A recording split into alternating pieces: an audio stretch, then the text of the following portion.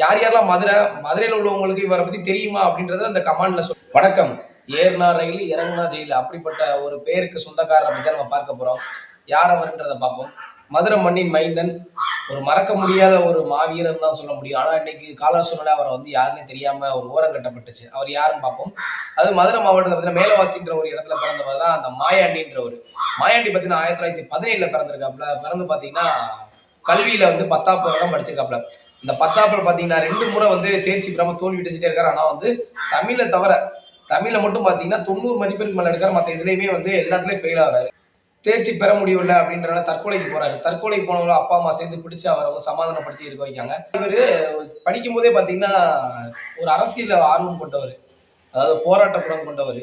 எதையாவது நம்மளால பண்ண முடியுமா, ஏதாவது மாற்ற முடியுமா அப்படின்னு நினைச்சவர். இவர் பார்த்தீங்கன்னா பேச்சு திறமை ரொம்ப வராது. அதனால பேச்சு திறமைக்காகவும் பிராக்டிஸ் இருக்காரு. அதுக்கப்புறம் அவரோட குரல் வருது நல்லா. ஆனா அவர் நினைச்சே பார்த்துருக்க மாட்டாங்க யாருமே. இன்னைக்கு வந்து ஒரு போராளி நம்ம உருவாக்கிட்டாங்கன்னு சில பேர் பேசிட்டு இருக்காங்க. இன்னொரு மேடை பேச்சாளர். இவர் பாத்தீங்கன்னா மேடையில பேசும்போது பத்தி அவ்வளவு நகைச்சுவையா இருக்கும். ஆனா அதுல அவ்வளவு கருத்துக்களும் இருக்கும். அதே மாதிரி ஒரு எழுத்தாளர், ஒரு பத்திரிகையாளர், அதாவது தன் எழுத்துக்கள் மூலியமாவேயே பல முறை சிறைப்படுத்தப்பட்டார்ன்றது வந்து இவருக்கு தான் பொருந்தும். அதாவது தன்னுடைய எழுத்தினாலே கைது செய்யப்பட்டவர் ஐயா மாயாண்டி பாரதி அவர்கள். அவர் வந்து இந்திய போராட்டத்துக்காக போராடணும் அப்படின்னு நினைச்சார். வெள்ளைய வெளியேறு போராட்டம், உப்பு சத்து போராட்டம் எல்லாத்துலயும் பங்கெடுத்தாரு. எல்லாத்துலயுமே சிறை தண்டனை வரிசையா. அதாவது ஏர்னா ரயில் இறங்குனா ஜெயிலுக்கு சொந்தக்காரர் தான் அவரு. 13 வருடம் தன்னோட வாழ்க்கையை வந்து சிறையிலே கழிச்சவர் தான் ஐயா மாயாண்டி பாரதின்றவர். இந்த பாரதியின் பேர் பாத்தீங்கன்னா அந்த பேர் எதற்காக வந்துச்சு அப்படின்னா, பாரதி மேல வந்து ரொம்ப ஈர்ப்பு கொண்டவர். பாரதியோட புத்தகமா இருக்கட்டும், பாரதியோட பேச்சுக்களா இருக்கட்டும், அவர் அவ்வளவு கேட்கக்கூடியவர். அதனால அவங்க நண்பர்கள் என்ன செஞ்சாங்க அப்படின்னா, பின்னாடி பாரதி அப்படின்னு அழைச்சாங்க. பாரதி பாரதி அழைச்சு கடைசியா இறுதியில் வந்து மாயாண்டி பாரதி அப்படின்னு வந்துருச்சு. இதுல இன்னொரு வருத்தத்தக்க செய்யணும்னா, யாருக்காக போராடினாரு, அவங்களும் இவர் வந்து பெருசா போற்றல.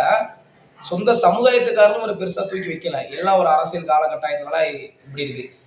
அதாவது பாத்தீங்கன்னா ஒரு ஏகப்பட்ட போராட்டங்கள், ஏகப்பட்ட சிறை. அவரு தமிழ்நாட்டுல கால் வைக்காத சிறைச்சாலையே இல்லை, அந்த மாதிரிதான் சொல்ல முடியும்.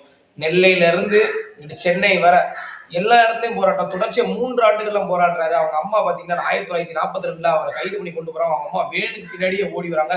அங்கேயே மாரடைப்பு வந்து இறந்துடுறாங்க. ஆனா கடைசி அது இறுதி ஊர்வலத்துல கூட அவரால் கலந்து கொள்ள முடியல ஐயா மாயாண்டி அவர்களால.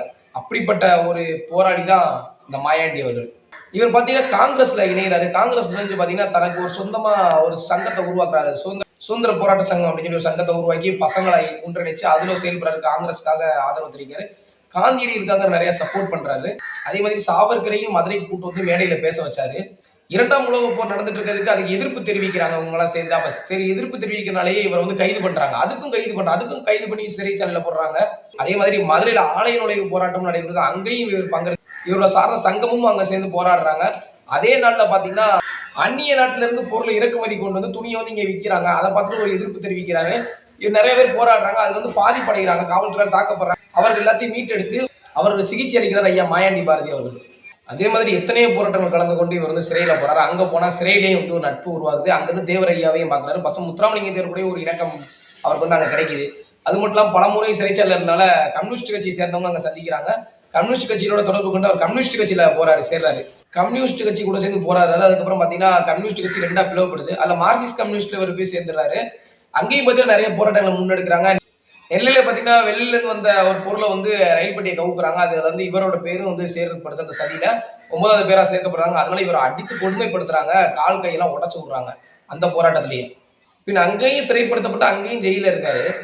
இந்த மாதிரி தன் வாழ்நாள் முழுவதுமே போராட்டம் போராட்டம் போராட்டம் சிறை போராட்டம் சிறை போராட்டம் சிறை இதை மட்டுமே தான் அந்த வாழ்க்கையில இருந்தாரு. அதனால இவருக்கு என்ன தெரியல, குழந்தையும் பிறக்கல, குழந்தையும் பெத்துக்கிடல. இவர் பாத்தீங்கன்னா கல்யாணம் முடித்து குழந்தையும் பெத்துக்கிடாம தான் இருந்தாரு.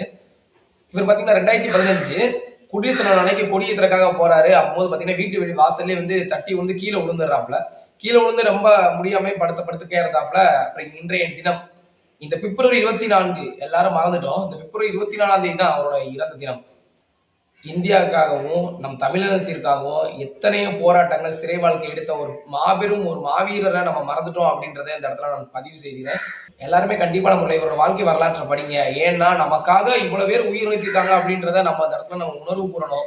இத்தனை போராட்டங்கள் செய்த இவருக்காக மாநில அரசும் சரி மத்திய அரசும் சரி எந்த ஒரு உதவியுமே செய்யல மருத்துவமனைக்கு. இல்லைன்னா கண்டிப்பான முறையில் இன்னும் கொஞ்சம் நாள் இருந்திருப்பாப்ல. யார் யாரெல்லாம் மதுரையில் உள்ளவங்களுக்கு இவரை பத்தி தெரியுமா அப்படின்றத அந்த கமெண்ட்ல சொல்லுங்க. நன்றி, வணக்கம்.